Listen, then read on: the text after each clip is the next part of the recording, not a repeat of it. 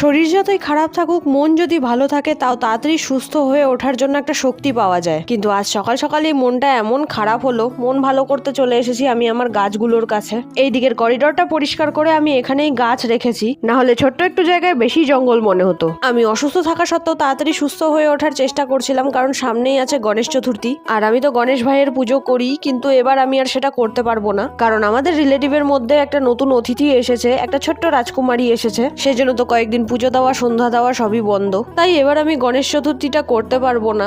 এমন মনে হচ্ছে যে যেন আমার গণেশ ভাইও বলছে যে দিদি আর অত কষ্ট করো না এত অসুস্থতার মধ্যে। যাই হোক, কি আর করা যাবে, খবরটা শুনে মনটা ভালো হলো, আবার গণেশ চতুর্থী করতে পারবো না এটা জেনে মন খারাপ।